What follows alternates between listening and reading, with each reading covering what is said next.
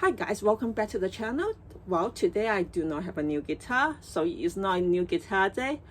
However, I have just seen something very cool in my guitar shop, and first of all, it's an American model and it is nearly half% off. So I'm very tempted to get it, but I also wanted to make sure that I don't know. I'm probably gonna go to the guitar shop either today or tomorrow to check it again to see if I will get it.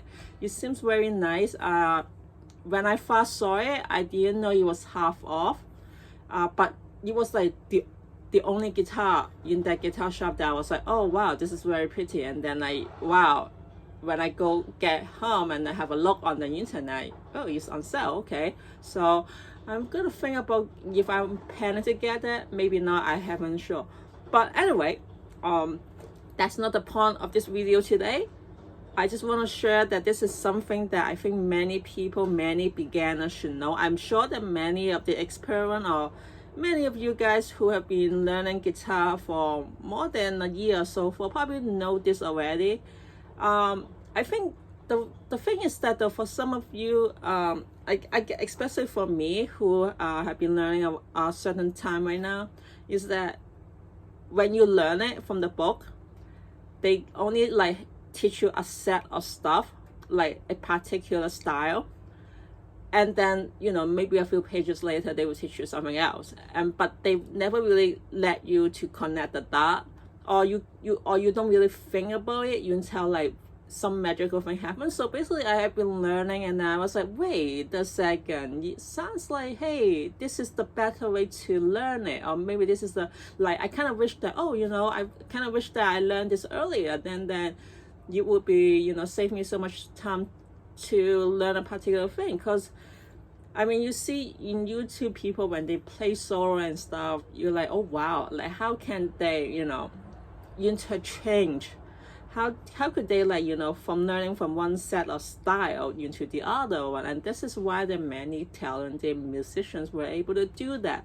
So I'm sure that many of you probably would know or probably already able to connect the dot. But for many people in the beginner, one of the most exhausting thing is that how you always learn the open chord at the beginning, like the A chord, D chord, and then all suddenly they teach you the F chord that you have to like press it in the bar chord way, and then that discourages many people. And I think that those are essential chords, but then in terms of want to get connected, you most of the time you're probably not gonna play the chord just on this the first position. You wanted to play all the thing, and this is how it comes to, I think I kind of wish that I learned this earlier, then it will makes life so much easier. First of all, for example, if I want to, let's say, play a bar chord, so basically you have the index finger on the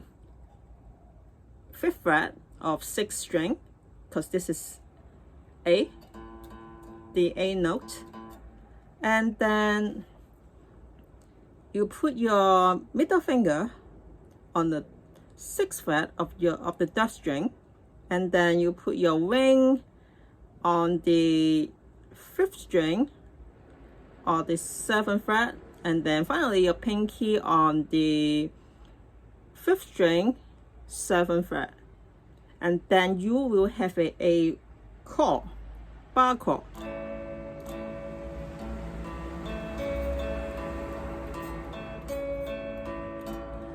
Now usually in the books you will teach you, oh yeah, then if you move here it will be a D chord,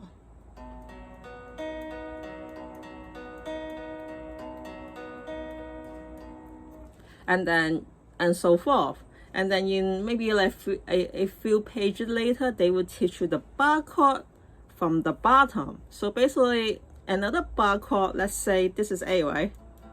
So here is also A. So my bar chord is, if I put my index finger on the 5th fret of 2nd string, and then my middle finger on the 7th, 5th fret of the 1st string, and then your ring finger on the 3rd a string of 6 fret, and then finally your pinky on the 4th string, 7th fret, then you will have another bar chord. It's also A.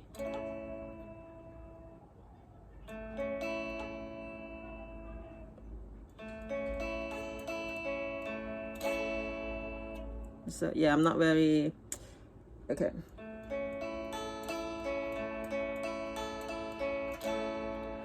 Now that's the trick. You see this 2 finger, my ring finger and my index finger. These 2 notes we have, if we are playing on the top, we use those 2 at 2. So basically, it's so basically this is what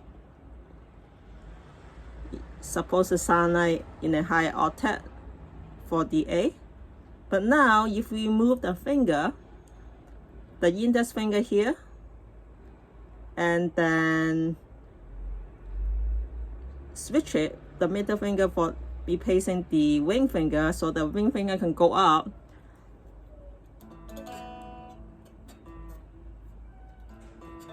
You're going back to the A bar chord, playing on a lower octave. So basically, regardless, these 2 notes,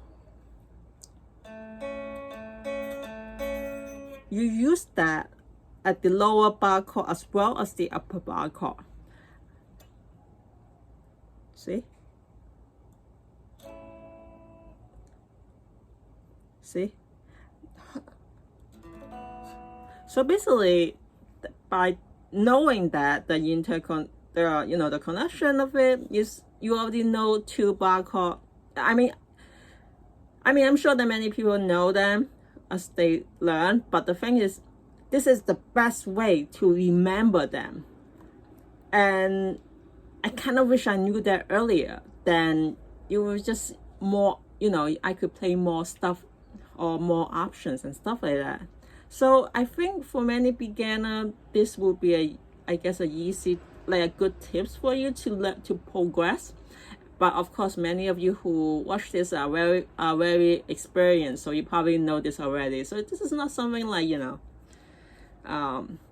something like a sharp fetter and stuff. But for those especially learning, start learning this, I hope this is helpful. If not, I find it helpful, and I kind of wish I learned this earlier. But anyway, I hope you guys learned something. If not, I'm sure there are other YouTube channel that that will help you. Anyway, I hope you guys have a nice day, and I see you guys next time. Bye, guys.